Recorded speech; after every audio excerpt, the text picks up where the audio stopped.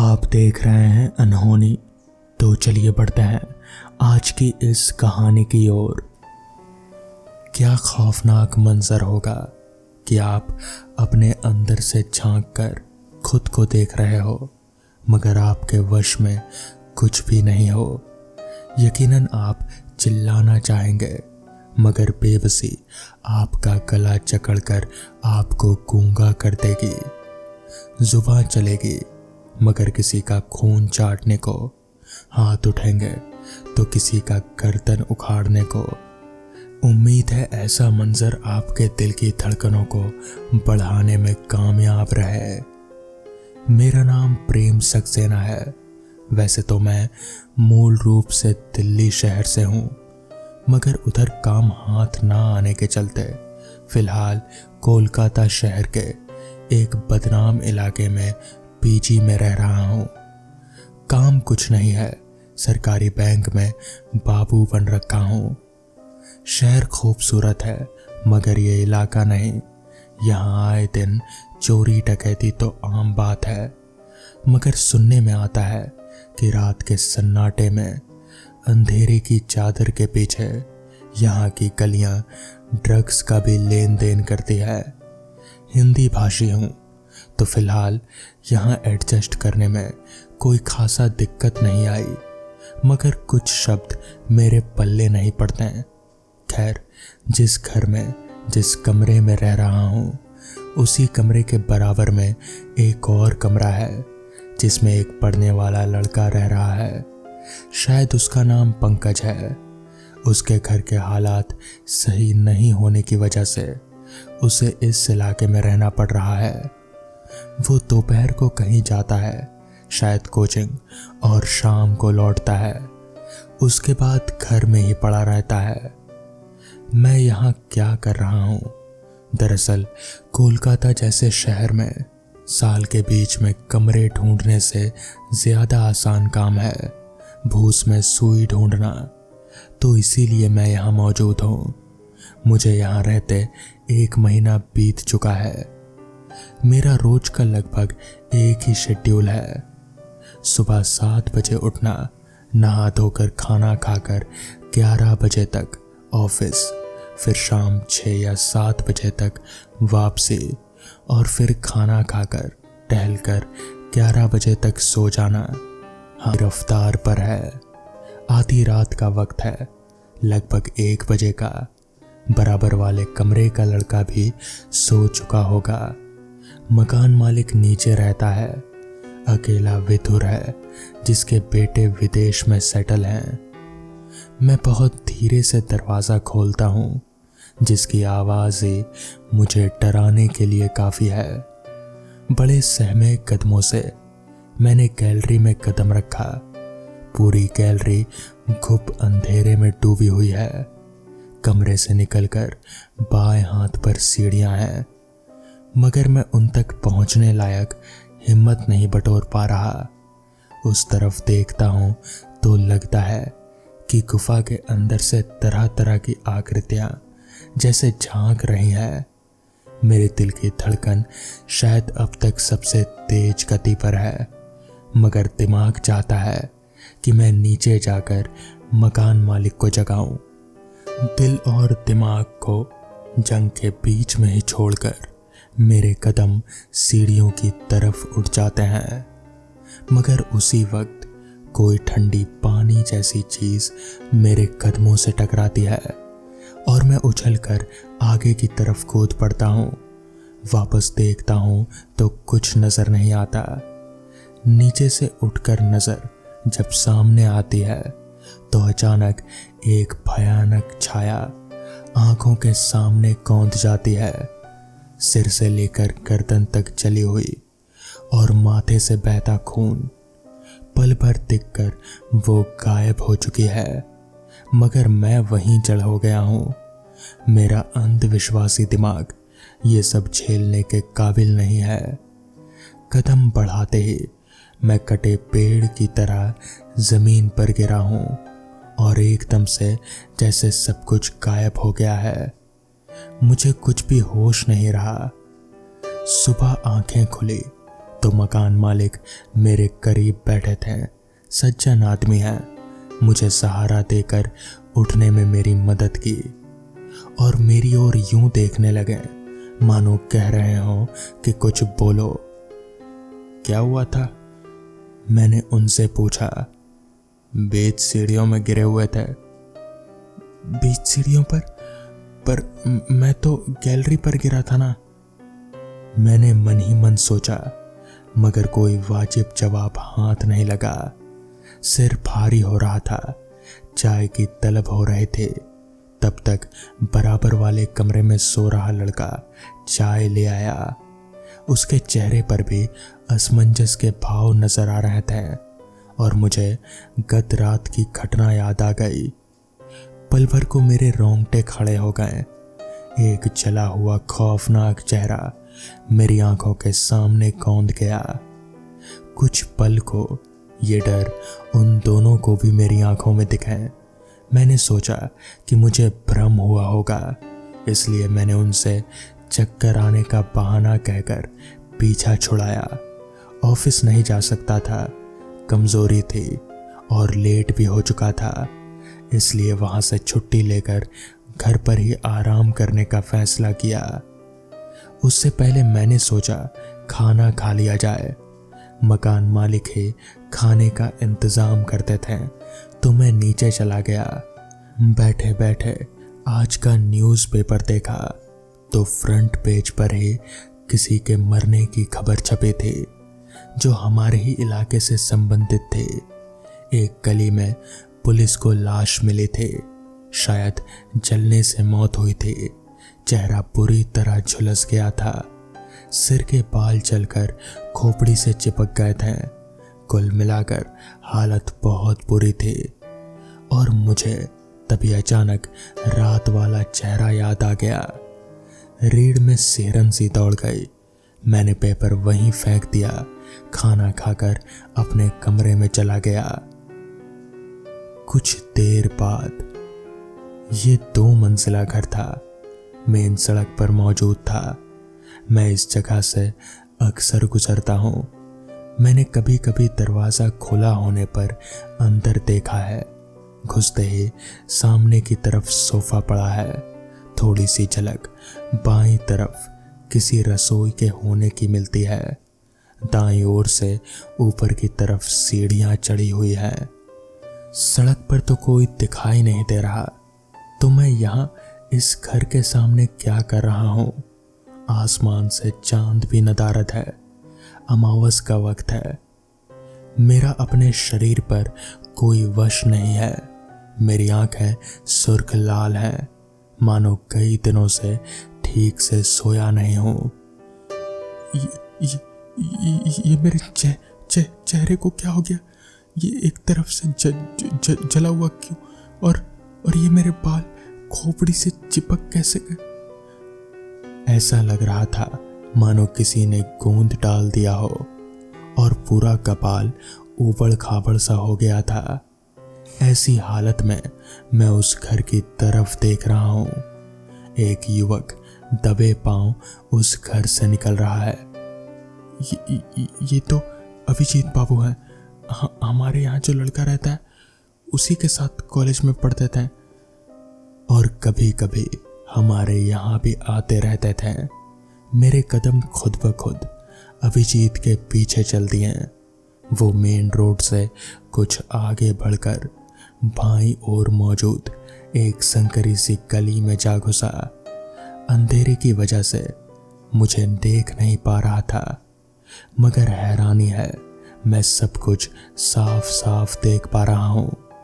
उसने अपनी जेब से कुछ रुपए निकालकर सामने खड़े आदमी को दे दिए और उस आदमी ने एक छोटी सी पुड़िया अभिजीत को थमा दी। लेन देन होते ही वो आदमी दूसरी दिशा में मुड़ गया और आगे बढ़ता बढ़ता ओझल सा हो गया। जैसे ही वो दिखना बंद हुआ, अभिजीत वापस मुड़ा और मेरा भयानक चेहरा देखकर जड़ हो गया। इतनी रात गए ऐसा आधा जला हुआ चेहरा देखकर कोई भी जड़ हो जाएगा। उसके कदम मानो जमीन से चिपक गए हों। वो डर से मुझे देखे जा रहा था।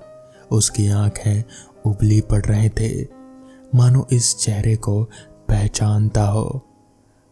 अभिजीत बाबू, मेरे गले से एक लड़की की आवाज फूटी और अभिजीत सफेद पड़ गया। मेरे हाथों में अब एक माचिस नजर आ रही है, जिसकी एक तीली जलाकर मैंने अभिजीत पर फेंक दी। उसके सिर के बाल झुलसने लगे।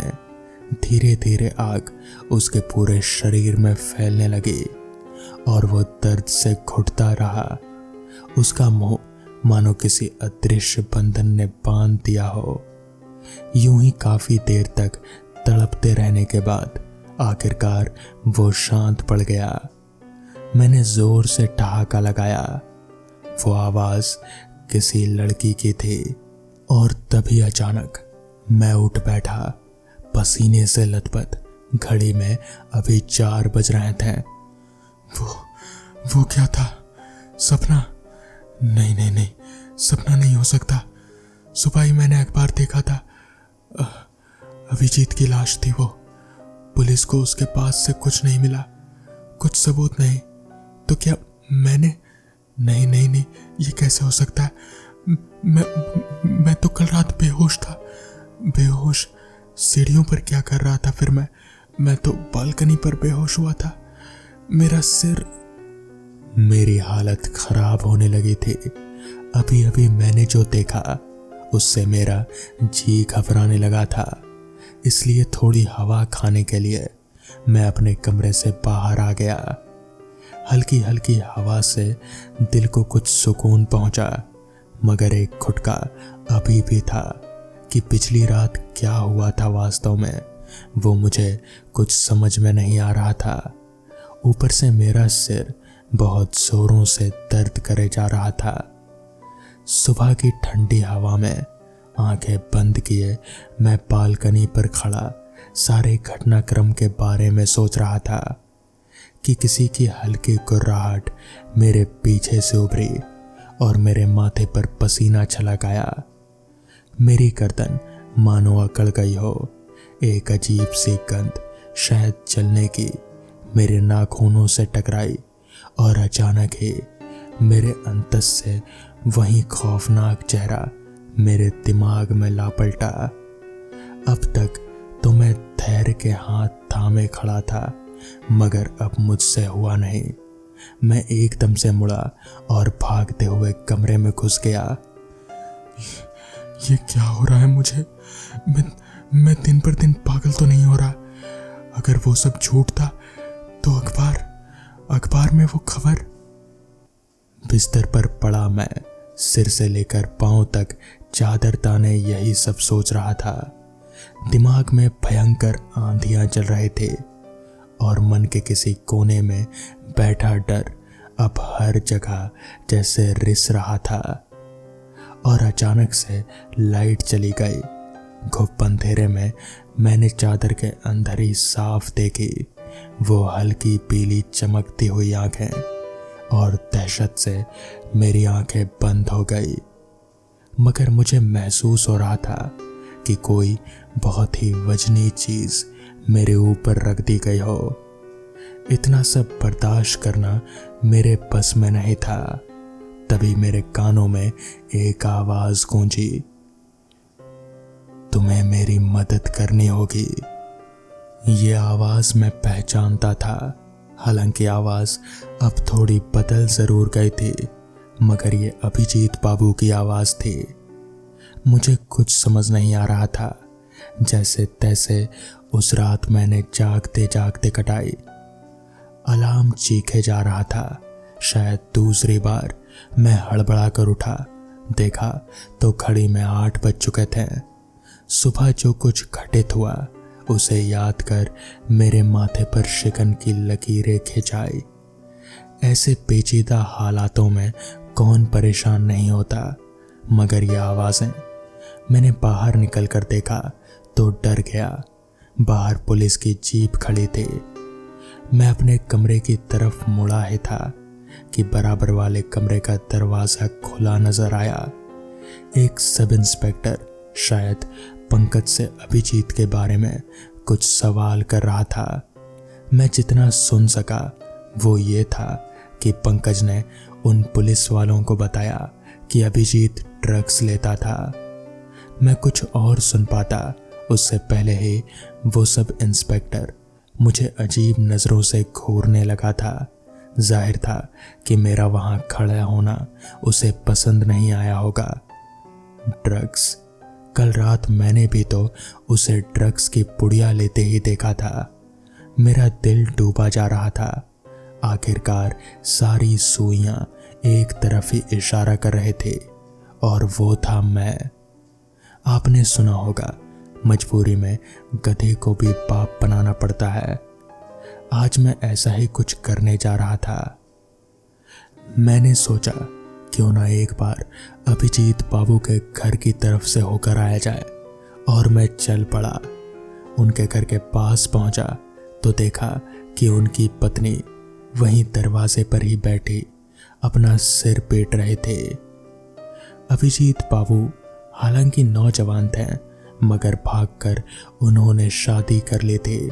उनकी पत्नी भी ज्यादा उम्र दराज नहीं थी, वो भी जवान ही थे। वो अपने दरवाजे पर बैठी सिर पीट रहे थे। बगल के आस पड़ोस के लोग उन्हें सहारा दे रहे थे। तभी मेरी नजर उनकी पत्नी की कलाई की तरफ पड़ी। मैंने देखा कि उनके बाएं हाथ की कलाई पर बिल्कुल नीचे की तरफ ही एक निशान था। निशान ऐसा जैसे टैटू होता है। मुझे कुछ याद आया। पिछली रात मैंने जो वो देखा था कि जब मैंने, यानी कि पता नहीं वो कौन था जिसने अभिजीत के ऊपर माचिस की तीली फेंकी थी, उसकी कलाई पर भी बिल्कुल वैसा ही निशान था। ये सब प्रोसेस करने में मुझे थोड़ा वक्त लगा, मगर पूरा मामला अब मेरी समझ आ गया। कलाई पर वो निशान और फिर वो औरत की आवाज़। मैंने वो लड़की की आवाज़ भी अभिजीत बाबू के पत्नी से मैच कर ली। मुझे सब कुछ समझ आ गया कि वो कौन था जिसने अभिजीत बाबू की जान ली। अगली सुबह जब पुलिस मेरे पास पूछताछ करने को आई तो मैंने उनके इन्वेस्टिगेशन का रुख अभिजीत बाबू के पत्नी की तरफ मोड़ दिया। हालांकि मुझे कुछ झूठ बातें भी बोलनी पड़ी, मगर फिर पुलिस अभिजीत बाबू के पत्नी के पीछे पड़ गई और फिर बहुत ज़्यादा पूछताछ करने के बाद उसकी पत्नी ने कबूल कर ही लिया कि उसी ने अभिजीत को जलाकर मार डाला था। दरअसल अभिजीत ड्रग्स लेता था, घर के पैसे नशे में यहाँ वहाँ उड़ाता था और उसकी पत्नी को ये सब बिल्कुल भी पसंद नहीं था, तो उसी ने उसे जान से मार डाला। और इस तरह से मैंने अभिजीत की मदद की। तो दोस्तों, ये थी आज की कहानी। अगर आपको ये कहानी पसंद आई हो तो वीडियो को लाइक और चैनल को सब्सक्राइब करना ना भूलें। तो मैं आपका दोस्त आर्यन जल्द ही मिलूंगा आपसे ऐसी ही नई कहानियों के साथ। तब तक के लिए अपना ख्याल रखें।